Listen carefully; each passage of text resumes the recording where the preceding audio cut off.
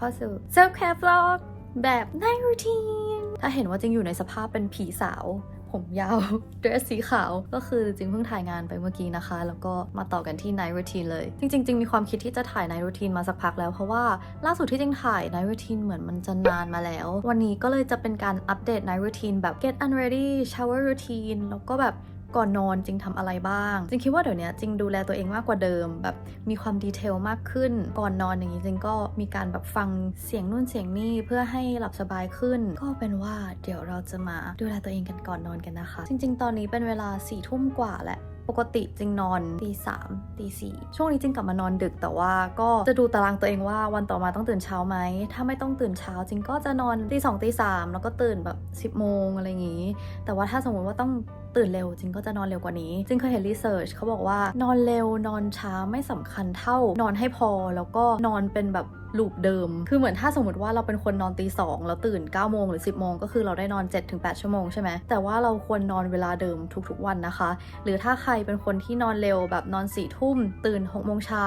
ก็ควรนอน 4 ทุ่มตื่น 6 โมงเช้าทุกๆวันเพราะจริงๆแต่ละช่วงวัยเราก็อาจจะไม่สามารถนอนเร็วได้ทุกวันแต่ถ้าเราจัดการสเกจ u l e เราดีๆเราก็จะมีเวลานอนเพียงพอนะคะไม่ว่าจะนอนกี่โมงก็ตามนี่วันนี้จริงมีถ่าย Makeup Tutorial ลุคนี้ไปนะคะแต่ถ้าให้สารภาพตามตรงวันนี้จริงรู้สึกว่ามันเป็นวันที่ตัวเองดูหน้าตาน่าเกลียดเชื่อว่าหลายๆคนอาจจะ relate แบบรู้สึกว่าตัวเองหน้าตาขี้เหร่มากกว่าปกติ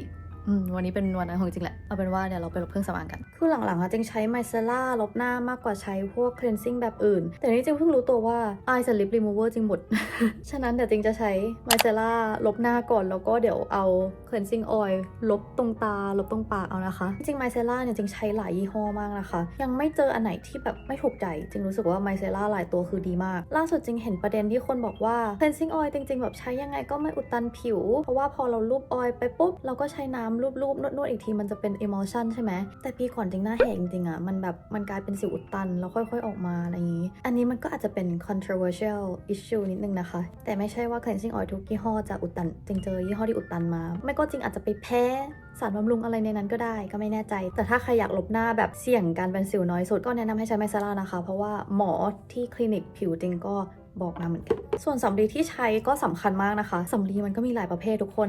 อย่างแบบสำลีอันนี้ก็คือสำลีสำหรับโทนเนอร์แล้วก็สำลีบางอันก็เหมาะสำหรับแบบเช็ดน้ำยาล้างเล็บออกอะไรอย่างนี้แต่สำลีสำหรับลบเครื่องสำอางเนี่ยแนะนำให้ใช้ที่มันอ่อนโยนไม่บาดผิวถ้าสมมติเราเอาสำลีที่มันเนื้อหยาบหน่อยมาเช็ดหน้าเนี่ยมันก็เกิดการเสียดสีแล้วก็ถ้าใครผิวระคายเคืองแพ้ง่ายอย่างเงี้ยเช็ดไปแล้วมันก็จะแบบระคายเคืองผิวร้อนๆอันนี้ที่จริงใช้เป็นของริอินะคะเป็นรุ่น cleansing perfect แบรนด์ริอิเขาจะมีสำลีหลายประเภทมากๆจริงเคยใช้ทั้งตัวนี้แล้วก็ทั้งรุ่นที่เขาไม่ฟอกสีเลยสำลีริอิคือราคาน่ารักแล้วก็ใช้ดีมากนี่นะสำลีที่เหมาะสำหรับเช็ดเมคอัพบนหน้าคือแผ่นจะต้องเรียบเนียนเนื้อเนียนนุ่มไม่บาดผิวแบบนี้แล้วตัวนี้คือเช็ดดีมากเราสามารถเช็ดได้ทั้ง2ด้านแล้วก็เวลาเช็ดไม่เป็นขุยแผ่นแบบนุ่มมากแล้วก็ตามสไตล์ลบหน้าของจริงเวลาที่จริงเทไมเซล่าจริงก็จะเทแบบซ้อนสำลีแบบนี้ไปเลยเพราะว่าถ้าเราเททีละแผ่นบางทีเราเทเกินแล้วแบบไมเซล่ามันทะลักจริงน่าจะเคยเมนชั่นไปว่าจริงเป็นคนมีกรรมกับลูกตามากทุกคนเหมือนทุกอย่างมันชอบเข้าตาอย่างสัปดาห์นี้ขนตาที่เส้นแบบยาวมากเข้าตาจริงติดกันประมาณ3 วันแล้วไม่ใช่แค่ขนตานะก็คือแบบกลิตเตอร์เส้นผมฝุ่นหรือว่าใยสำลีอย่างเงี้ยก็คือชอบเข้าตามากฉะนั้นเวลาที่จริงเลือกสำลีจริงจะเลือกอันที่ไม่เป็นขุยเท่านั้นนะคะเพราะว่าถ้าใครมีกรรมแบบจริงก็จะรู้ว่าเวลาที่ใยสำลีมันเข้าตามันเอาออกยากมากเพราะมันมองไม่ค่อยเห็นเพราะว่าพอสำลีมันเข้าตาปุ๊บมันจะดูแบบ invisible ไปเลยแต่สำลีลิอิรุ่นนี้คือผ่านนะคะเขาไม่เข้าตาจริงและเวลาเช็ดผิวอย่างนี้ก็คืออ่อนโยนกับผิวมากจะเห็นได้ว่าจริงเช็ดแล้วหน้าจริงไม่ได้มีความแบบแดงๆเลยเพราะว่าเขานุ่มมากอะทุกคนไม่ได้เสียดสีผิวแรงเลยแล้วก็เวลาเช็ดเราไม่ใช่ถูหน้าอย่างนี้นะทุกคนเราค่อยๆปาดค่อยๆปาดจริงก็จะใช้แผ่นใหม่ไปเรื่อยๆจนกว่า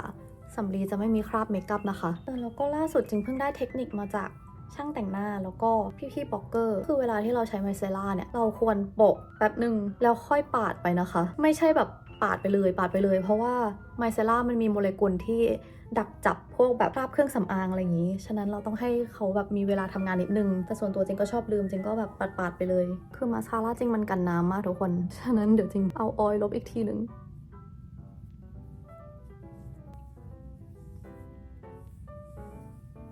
นี่นะจริงใช้สำลีไป4 แผ่น ผิวสะอาดเรียบร้อยนะคะเดี๋ยวเราไปอาบน้ำกันใครมองหาสำลีเช็ดหน้าแบบนุ่มๆแนะนำของดีอีเลยตามห้างมีขายหมดนะคะ Tops Lotus ใดๆส่วนช่องทางออนไลน์เดี๋ยวเจงใส่พิกัดไว้ให้ใต้คลิปสามารถไปตามๆกันได้ใช้ดีมาก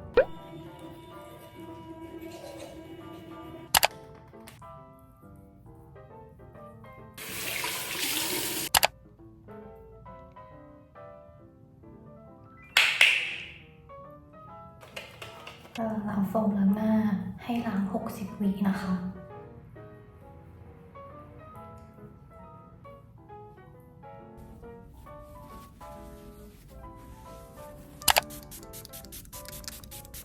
คือทุกคนจะบอกว่าตอนจริงรีโนเวทบ้านอะจริงก็รีโนเวททั้งบ้านนะแต่ว่าจริงลืมนึกถึงการถ่ายคลิปใดๆในห้องน้ำคือก็ทำห้องน้ำให้มันดูโอเคแต่มันก็ไม่ได้แบบสวยแบบเหมือนห้องน้ำที่คอนโดที่โรงแรมอะไรเงี้ยจริงก็เลยไม่สามารถถ่ายอะไรเอสเตติกในห้องน้ำตัวเองได้ก็เลยเดี๋ยวจะมาแนะนำสิ่งที่ใช้ใน shower routine จริงนะคะแต่ระหว่างนี้จริงก็จะมาร์กด้วยโทนเนอร์แพดไปก่อนปกติจริงมาร์กหน้าด้วยมาร์กหน้าแผ่นเกือบทุกคืนนะคะแต่ว่าถ้าจริงใช้ชีทมาร์กทั้งหน้าอาจจะพูดลำบากว้าย3 แผ่นสุดท้ายพอดี empty ตอนนี้ผิวแห้งมากเพราะเมื่อกี้จริงสครับผิวมาขอทาโลชั่นก่อนแล้วก็เดี๋ยวเมามอยไปด้วยนะคะเวลาที่จริงอาบน้ำเนี่ยจริงใช้สบู่แบบสบู่เหลวอะไรก็ได้ที่มีอยู่ในห้องน้ำแต่ว่าจริงจะมีใช้ถุงมือที่เป็นแบบเอาไว้ขัดผิวนะคะจริงๆจะใช้เป็นพวกแบบใยขัดผิวกันก็ได้เหมือนกันแต่ถ้าใช้ถุงมือบางทีมันก็สะดวกกว่าแบบสวมถุงมือไปเลยแล้วก็ขัดผิวไม่ใช่ว่าถุงมือทุกอันจะนุ่มกับผิวนะจริงเคยซื้อของร้านสีเขียวมาแล้วแบบมันบาดผิวมากแต่ว่าจริงก็เห็นคนรีวิวว่านุ่มจริงก็เลยไม่แน่ใจว่ามันเป็นแค่เฉพาะจริงหรือเปล่าคือมันหยาบมากทุกคนตอนนี้ที่จริงใช้จริงก็ใช้ของยี่ห้ออะไรจำไม่ได้แล้วว่าเดี๋ยวจริงจะแปะพิกัดไว้ให้ใต้คลิปทาสบู่เหลวทั้งตัวบีบสบู่เหลวใส่ถุงมือแล้วก็ขัดทั้งตัวนะคะก็คือขัดจนถึงแบบคออะไรประมาณนี้ให้ขี้ใครมันออกไปเพราะถ้าใช้แค่สบู่เหลวอย่างเดียวอ่ะมันก็ไม่ได้สะอาด100% ขนาดนั้นแล้วก็ช่วงนี้จริงกลับมาสครับผิวนะคะเพราะว่าจริงอะเข้าแอปจีนเฉียวหงชูแล้วก็เห็นว่าสาวจีนเขามีรูทีนดูแลผิวแบบเวอร์วังมากทุกคนบางอันมันก็เวอร์ไปนิดนึงถ้าเขาจะโปรโมทรูทีนผิวที่แบบผิวกระจ่างใสขนาดนั้นทำไมเขาถึงใช้ฟิลเตอร์หนักขนาดนั้นจริงก็ไม่แน่ใจเหมือนกันบางอันคือวิดีโอเป็นสีชมพูเลยอะจริงก็ไม่แนะนำให้ทุกคนเชื่อทุกอย่างที่มันใส่ฟิลเตอร์นะคะแต่จริงอะมีสิ่งที่จริงซื้อตามมาก็คือสครับอันนี้มันจะมีหลายสูตรนะคะแต่ว่าสูตรที่สาวจีนใช้กันคือสูตร pomegranate ก็คือทับทิมแล้วมันโอเคมากทุกคนเม็ดสครับละเอียดไม่บาดผิวแล้วก็เนื้อเขาแบบเป็นเหมือนไอติมมีกลิ่นหอมอ่อนๆด้วยจริงก็จะสครับสัปดาห์ละสัก 2-3 ครั้งแต่ทีนี้รูทีนของสาวจีนในเฉียวหงชูอ่ะคือจริงไม่ค่อยแนะนำเท่าไหร่เพราะว่าเขามีการใส่เซรั่ม The Ordinary เป็นเซรั่มที่มันเป็นผัดผิวอีกอะไรเงี้ยคือเขาผสมไปด้วยกันจริงก็ไม่แน่ใจเหมือนกันว่าพอผสมกับสครับแบบนี้มันจะทำให้ตัวเซรั่มมันเอฟเฟกตีฟมากน้อยแค่ไหนแต่จริงคิดว่าสครับเดี่ยวๆก็โอเคแล้วก็สาวจีนคือแบบใส่เซรั่มอันนั้นไม่พอเขาก็จะทาโลชั่นที่มันเป็นไวท์เทนนิ่งอีกแต่บางคนก็ทาเป็นแบบชุ่มชื้นอีกอะไรเงี้ยแต่สำหรับจริงคิดว่าพอเราสครับผิวแล้วเนี่ยผิวเรามันจะแห้งมากแล้วก็มันมีโอกาสที่ผิวจะแพ้ง่ายแล้วก็ระคายเคืองง่ายกว่าปกติหรือว่าแบบอ่อนแอลงอะไรอย่างนี้แนะนำให้ใช้โลชั่นที่ทำให้ผิวแข็งแรงนะคะอันนี้ไม่ใช่สปอนเซอร์ทุกอย่างที่จริงพูดอันนี้ไม่ใช่สปอนเซอร์อันนี้คือสิ่งที่จริงใช้ทาตัวแล้วจริงคิดว่ามันโอเคมากจริงมองว่าถ้าเราอยากแบบผัดผิวให้ผิวมันกระจ่างใสขึ้นเราควรบำรุงให้ปราการผิวเราแข็งแรงไม่ใช่ทาโลชั่นที่มันเป็นไวท์เทนนิ่งอีกเพราะว่าถ้าใครผิวบอบบางอะไรเงี้ยก็อาจจะระคายเคืองง่ายกว่าปกติเพราะเขาจึงใช้รูทีนอันเนี้ยผิวโอเคมากทุกคนผิวตัวเราก็เหมือนผิวหน้าทุกคนถ้าสมมุติว่าเราผัดผิวบ่อยมากถี่มากใช้ทุกอย่างที่มันเป็น exfoliate มันก็จะทำให้ผิวบางลงอย่างผิวหน้าเราเวลามันอ่อนแอมันก็จะแพ้ง่ายระคายเคืองจริงก็จะบอกว่าให้ใช้เซรั่มอะไรที่เสริมปราการผิวมันก็คือแบบเป็นเซรามายเป็นมอยส์เจอร์ที่มีเซรามายอะไรเงี้ยซึ่งผิวตัวก็เหมือนกันนะคะต่อให้มันไม่ได้แบบบางเท่าผิวหน้าเราแต่เราก็ควร treatผิวตัวเราให้เหมือนผิวหน้าด้วยแล้วก็อย่างขนตัวเงี้ยจริงก็เคยทำคลิปเกี่ยวกับเรื่องขนไปเรียบร้อยแล้วว่าจริงโกนขนเอานะคะซึ่งตอนนี้จริงมีมีดโกนที่จริงใช้แล้วจริงคิดว่ามันเป็น the best แล้วก็คือตัวนี้นะคะตรงนี้มันจะแบบเสริมมาอีกอะแล้วคือมันไม่บาดผิวมันไม่ทำให้จริงเป็นแผลเพราะว่าจริงก็ชอบเผลอทำแบบมีดโกนบาดขาเหมือนกันเนี่ยอย่างอันนี้ก็คือเป็นแผลเพราะว่ามีดโกนบาดแต่ว่าพอใช้อันนี้ก็คือไม่มีปัญหาเลยแล้วก็เรื่องแบบขนคุดตามตัวอะไรเงี้ยอันที่ลดขนคุดตามตัวได้ก็คืออันนี้นะคะเซราวี SA ตัวเนี้ยเราสามารถใช้ได้ทั้งหน้าทั้งตัวใช้กับหน้ามันก็จะช่วยทำให้ texture บนหน้าเรามันเรียบเนียนขึ้นสิวผดสิวอุดตันอะไรอย่างงี้แบบหายไปใช้ตามตัวเวลาอาบน้ำก็คืออาบไปแล้วก็ฟอกตัวประมาณ2 นาทีมันก็จะทำให้ขนคุดดีขึ้นนะคะแต่ส่วนตัวจริงก็ไม่แนะนำให้ใช้ทุกวันขนาดนั้นเพราะว่าจริงรู้สึกว่าใช้แล้วเล็บมันแห้งแล้วมันสามารถฉีกได้ง่ายกว่าทุกคนเมื่อกี้จริงถ่ายรีวิวคลิปงานไปในสภาพนี้แหละก็คือจริงใช้2ตัวเนี้ยแล้วหน้าผ่องมากทุกคนหน้าเงาเป็นกระจกเลยเดี๋ยวนี้จริงไม่ได้ใช้สกินแคร์อะไรเยอะมากมายนะคะเซรั่มก็แบบ Toriden มีต้องรีวิว2ตัวนี้จริงก็ใช้ติดต่อกันมาเกินสัปดาห์แล้ว Moisturizer ก็ใช้ของ Toriden ด้วยแล้วก็ Holy Grail หลอดก่อนหน้าจริงใช้จนแบบบีบแล้วบีบอีกแต่ว่าอันเนี้ยถ้าสมมติว่าจริงสิวขึ้นจริงก็จะแต้มไปแล้วแบบวันต่อมาสิวหายนะคะจริงๆทาทั้งหน้าก็ได้แต่ว่าตอนนี้หน้าจริงไม่ค่อยเป็นสิวเยอะเท่าไหร่ก็ทาเป็นจุดไปแต่ถ้าช่วงไหนหน้าจริงแบบสิวขึ้นหลายจุดจริงก็ทาทั้งหน้ามันดีมากทุกคนจริงแบบป้ายยาทั้งเพื่อนทั้งอินฟูแล้วก็ Lip Sleeping Mask The best สีทำจริงขาวเป็นผีเลยอะอันนี้จริงดึง exposure ลงมา 0.7 แล้วจริงก็ยังดูเป็นผีอยู่เลยอะแล้วก็ก่อนนอนจริงหวีผมตลอดนะคะจะหวีแบบให้โดนหนังศีรษะแบบนี้นะเพราะว่าในทุกๆวันหนังศีรษะเรามันก็แบบมีพวกสิ่งสกปรกใดๆอะไรตกค้างอะไรอย่างนี้จริงสระผมประมาณแบบ3 วันทีนะคะเพราะว่าผมจริงไม่ได้มันขนาดนั้นแต่ก็จะหวีทุกๆวันแบบนี้นะคะหนังศีรษะมันจะได้แบบสะอาดขึ้นแล้วคือทุกคนถ้าขยันหวีผมร่วงน้อยลงสิ่งที่จะทำให้ผมร่วงน้อยลงก็คือการดูแลหนังศีรษะดีๆนะเพราะว่าถ้าเราไม่สระผมไม่ทำความสะอาดหนังศีรษะเงี้ยพอมันมีอะไรไปอุดตันรูขุมขนบนหัวเรามันก็จะทำให้ผมร่วงนะคะแล้วผมคนเรามันก็ไม่เหมือนกันบางคนอาจจะมันง่ายมากก็จะต้องสระผมทุกวันก็ไม่เป็นไรถ้าสระแล้วหนังศีรษะสะอาดไม่แห้งจนเกินไปก็โอเคแต่ถ้า3 วันผมถึงค่อยมันก็สามารถสระวันที่3ก็ได้แต่ไม่ควรจะปล่อยให้หนังศีรษะมันนานเกินไปนะคะไม่งั้นผมร่วงแน่นอนวันนี้โลเคชั่นเราน้อยๆหน่อยนะคะก็จะย้ายไปย้ายมาแบบนี้เพราะว่าในรูทีนมันก็ต้องอยู่ในห้องนอนและจริงมีอีกสิ่งที่จริงทำช่วงนี้นะคะเรื่องมีอยู่ว่าล่าสุดที่จริงไปซาลอนเนี่ยเขามานวดหนังศีรษะให้จริงแล้วเขาใช้หวีอันนี้จริงจำชื่อไม่ได้เขาเรียกว่าเป็นหวีเจ้าลู่ซื้อนะคะเพราะว่าน้องเจ้าลู่ซื้อเขาใช้อันนี้ในการแบบนวดแล้วก็หวีผมตัวเองผมมันก็จะแบบโคนยกขึ้นเลือดไหลเวียนดีขึ้นสุขภาพผมดีขึ้นอะไรประมาณนี้จริงก็จะใช้เซรั่ม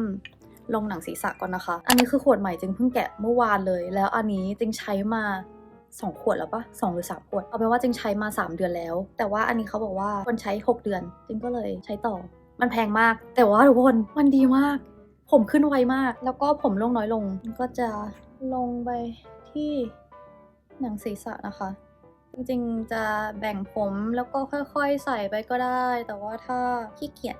ก็เอาให้มันถึงโคนผมแล้วเราก็ค่อยๆบีบเซรั่มไปถ้าตรงไหนมี bald spot หรือว่าที่ผมมันร่วงเยอะก็ลงตรงนั้นได้นะคะล่าสุดจริงสระผมเมื่อวันก่อนแล้วแบบส่องกระจกแล้วเห็นลูกผมตัวเองขึ้นแล้วคือทั้งชีวิตจริงอะลูกผมมันไม่เคยขึ้นแบบนั้นเลยทุกคนอันนี้มันตลกมากจริงก็เลยถ่ายรูปไว้ถ้าใครสงสัย hair routine จริงมีบอก hair care routine จริงไปใน self care vlog ก่อนหน้านี้นะคะสามารถไปดูกันได้คือถ้าใครสงสัยอะไรในตัวจริงสามารถเสิร์ชBaby Jingo และตามด้วยคีย์เวิร์ดอันนั้นได้เลยหรือว่าแบบสงสัยว่าจริงดูแลอะไรยังไงส่วนไหนของตัวเองบ้างก็คือดู playlist self care vlog ได้เลยคือจริงทำหลายท็อปิกมากๆจุ๊บเหมือนจริงสระผมใหม่เลยจริงรู้สึกว่าเซรั่มตัวนี้มันแบบแอบทำให้โคนผมมันดูเปียกนิดนึงนะคะฉะนั้นจริงก็ไม่ได้หยอดเซรั่มนี้ทุกวันก็มีบางวันที่แบบถ้าสมมติวันต่อมาจริงต้องใช้ผมสวยๆเลยเงี้ยจริงก็จะไม่หยอดเซรั่มนี้ก่อนนอนนะคะแต่ถ้าแบบเพิ่งสระผมเสร็จอะไรเงี้ยจริงก็หยอดเซรั่มตัวนี้ไปมันสามารถใช้ได้ตอนผมแห้งแล้วก็ผมหมาดเลยเสร็จแล้วจริงก็จะใช้หวีอย่างนี้นวดไปนะคะก็ไม่รู้หรอกว่าทำถูกไหมแต่ว่าหลักๆคือเราอยากให้เลือดไหลเวียนดีขึ้นแล้วก็อันเนี้ยมันสามารถแบบเอามากดจุดได้เพราะว่าจริงแบบปวดหัวไมเกรนบ่อยก็จะเอามากดตรงท้ายทอยนะคะเป็นเหมือนกวาซาแล้วก็กดจุดอะไรแบบนี้จริงๆอันนี้เคราตินจริงมันเริ่มคลายแล้วหัวจริงก็เลยดูแบบฟูขึ้นจริงก็จะทำเคราตินทุกๆแบบ3-4-5 เดือนมันคลายเมื่อไหร่ก็ไปทำ ส่วนกัวซาหน้าเนี่ยช่วงนี้จริงไม่ได้ทำนะคะเพราะว่าพออายุเยอะขึ้นจริงก็ไม่ได้อยากจะให้หน้ามันดูตอบเกินไป หน้าบวมๆบ้างมันก็ดูน่ารักดีแต่จริงๆมันก็มีแบบเอฟเฟกต์เรื่องลิฟติ้งอะไรอย่างงี้ด้วยคือคนที่ขยันทำกัวซามันก็จะเห็นผลจริงๆนะคะแต่ต้องขยันมากๆหน่อยเพราะว่าการนวดกัวซาจริงๆมันต้องแบบเปิดเองตรงนี้ไล่น้ำเหลืองออกก็แบบเบื้องต้นก็จะประมาณนี้นะคะ หลายขั้นตอนปะ แต่จริงๆเหมือนจริงแบบชอบโอเอก่อนนอนอะฉะนั้นก่อนนอนจริงก็จะมาร์กหน้าด้วยมาร์กแผ่นแล้วก็เล่นมือถือไป แต่ว่าวันนี้ต้องพูดกับคนดูว่าเลยไม่ได้ใช้มาร์กแผ่นนะคะ แล้วก็แฮนด์ครีมจริงมีบอกแฮนด์ครีมที่จริงใช้ไป แต่เดี๋ยวจะโชว์ให้ดูอีกรอบมือแห้งทาอันนี้ มือเหี่ยวทาอันนี้ จริงก็ทาอันนี้ค่อนข้างจะบ่อยนะคะ คือมือจริงก็ไม่ได้มีปัญหาอะไรขนาดนั้น แต่ว่าเราทาเพื่อให้มันเป็น anti aging ไว้ก็ดีเหมือนกันนี่คือมือจริงเพิ่งตัดเล็บออกไปทั้งหมดเพราะว่ารู้สึกว่ามันเกินเยียวยาแล้วเล็บมันแห้งก็จะทาแฮนด์ครีมไปนะคะ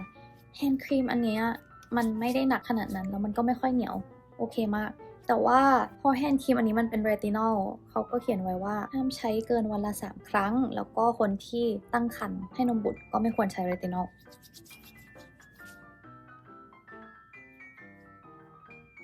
ฟุตครีมคลิปที่แล้วจริงโชว์อันนี้ไปแล้วก็ตอนนั้นอะมันยังไม่มีพิกัดในแอปต่างๆทุกคนแต่ตอนนี้จริงเจอพิกัดแล้วฉะนั้นไปซื้อตามกันได้นะคะแล้วเวลาทาอันเนี้ยคือจริงก็แค่บีบลงเท้า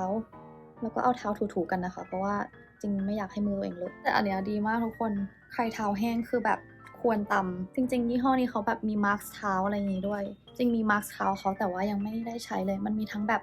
ที่ลอกเท้าแล้วก็แบบมาร์คชุ่มชื้นอะไรอย่างนี้จริงมันเป็นภาพที่แบบ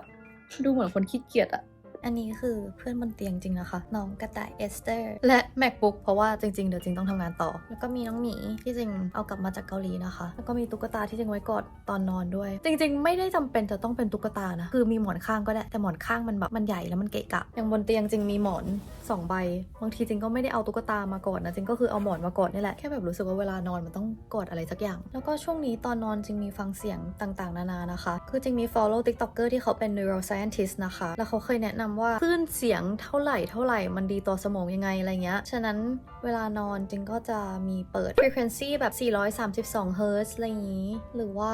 เปิดเป็นแบบ sound bath นะคะคือมันไม่ได้ถึงกับแบบเปิดแล้วหลับทันทีแต่จริงคนพบว่ามันทำให้จริงหลับลึกมากเลยอะรู้สึกว่าหลับสบายขึ้นแต่ก่อนจริงจะฟังเสียงฝนตกแต่มันมีคนบอกว่าจริงๆเขาอัดมาจากการทอดไก่ ทอดแล้วมันมีแบบเสียงน้ำมันอย่างนั้นนะหลังจากนั้นการฟังเสียงฝนตกในคลิปเวลานอนก็คือไม่สามารถคิดอะไรได้เลยนอกจากไก่ทอดเดี๋ยวนี้ก่อนนอนจริงไม่ค่อยได้อ่านหนังสือเท่าไหร่จริงจะอ่านกลางวันมากกว่าก่อนนอนจริงเล่นมือถือก็จะดูคลิปตลกต่างๆมากมายดูนู่นนี่หาอินสปิเรชันต่างๆนี่คือจริงกลับไทยมาได้ครึ่งปีแล้วนะทุกคนจริงย้ายกลับไทยมาตอนเดือนเมษาสิ่งที่เปลี่ยนแปลงอย่างเห็นได้ชัดก็คือสุขภาพกายและสุขภาพจิตจริงดีขึ้นตอนที่จริงอยู่เกาหลีจริงเลือดกำเดาออกทุกวันนะคะก็ไม่รู้เหมือนกันว่าเป็นเพราะอะไรคือไม่ใช่หน้าหนาวจริงก็เลือดกำเดาเหมือนกันมันไม่ได้เป็นเลือดกำเดาไหลออกมานะแต่แค่แบบเวลาสั่งน้ำมูกก็คือเป็นเลือดหมดเลยตอนอยู่เกาหลีก็คืออยากอาหารน้อยลงแล้วก็เครียดแต่ว่ากลับมาไทยแล้วก็เครียดน้อยลง แล้วก็ไม่เลือดกำเดาไหลสุขภาพจิตดีขึ้นมากๆเพราะว่าได้กลับมาอยู่บ้านตัวเองแล้วแบบบ้านก็สบายช่วงนี้พอจริงปิดไฟทุกอย่างเอามือถือชาร์จแบตวางไกลๆเรียบร้อยจริงก็จะแบบคิดว่าวันนี้เรารู้สึก grateful กับอะไรบ้างคือหลับด้วยความแบบแฮปปี้อะต่อให้วันนั้นมันจะเหนื่อยหรือมันจะอะไรก็ตามแต่ก่อนนอนแนะนำให้ทุกคนแบบขอบคุณนู่นขอบคุณนี่ขอบคุณที่ตัวเองได้กินอาหารอร่อยวันนี้ขอบคุณที่วันนี้ได้ไปนู่นนี่ขอบคุณที่ได้นอนที่บ้านบนเตียงนุ่มๆขอบคุณที่วันนี้เก่งมากอะไรอย่างเงี้ยแนะนำให้ฝึก gratitude ทุกๆวันมันจะได้ทำให้ตัวเราอ่ะมันมี vibration ที่สูงขึ้นแล้วมันก็จะส่งผลให้สุขภาพจิตเราดีขึ้นด้วยเรื่อง gratitude เนี่ยบางคนเขาเป็นมาโดยกำเนิดแล้วก็เป็นธรรมชาติของเขาที่เขาจะคิดในแง่บวกแล้วก็มี gratitude ขอบคุณนู่นขอบคุณนี่ใจดีกับคนมากๆอะไรเงี้ยแต่ถ้าใครไม่ได้โตมาแบบโลกสวยหรือว่ารู้สึกว่าตัวเองมี อะไรหม่นๆรอบๆตัวอะไรเงี้ยแนะนำให้ฝึกนะคะเพราะว่า gratitude มันเป็นสิ่งที่ฝึกได้แล้วมันเป็นสิ่งที่ดีกับตัวเรามากเราจะได้เข้านอนแบบแฮปปี้ตื่นมาแบบแฮปปี้แล้วพอเราส่ง energy ดีๆจากในตัวเราไปเงี้ยเราก็จะได้รับ energy ดีๆกลับมาบางคนอาจจะมีเป็นแบบ gratitude journal เขาเขียนใน diary ตัวเองว่าวันนี้เขาขอบคุณอะไรอย่างนี้แต่ส่วนตัวจริงไม่เขียน diary เพราะว่าจริงไม่เคยเขียนสำเร็จเลยจริงไม่สามารถเขียนมันทุกๆวันได้แต่จริงก็จะแบบ practice mindfulness อะไรอย่างนี้เอาอ่านหนังสือใดๆแล้วจริงก็รู้สึกว่าตัวเองแฮปปี้ขึ้นโอเคทุกคนจริงก็ไม่รู้เหมือนกันว่าคลิปนี้จะยาวแค่ไหนเพราะทุกคนชอบคลิปยาวจริงก็พยายามให้คลิปมันยาวแล้วนี่ก็เป็น night routine shower routine ก่อนนอนทำอะไรดูแลตัวเองยังไงหวังว่าทุกคนจะ enjoy กับคลิปนี้จริงมีอะไรจริงไม่เคย get คลิปจริงปล่อยหมดจริงแนะนำทุกอย่างหมดก็หวังว่าไอเทมที่จริงแนะนำไปสิ่งที่จริงแนะนำไปทุกคนเอาไปใช้เอาไปลองดูแล้วก็จะชอบกันนะคะถ้าชอบคลิปนี้ก็อย่าลืมกดไลค์แล้วก็คอมเมนต์คุยกันด้วยช่วงนี้ใครนอนกี่โมงเม้นบอกกันด้วยนะคะอย่าลืมพักผ่อนให้เพียงพอแล้วไว้เรามาเจอกันคลิปหน้าค่ะบ๊ายบาย Good night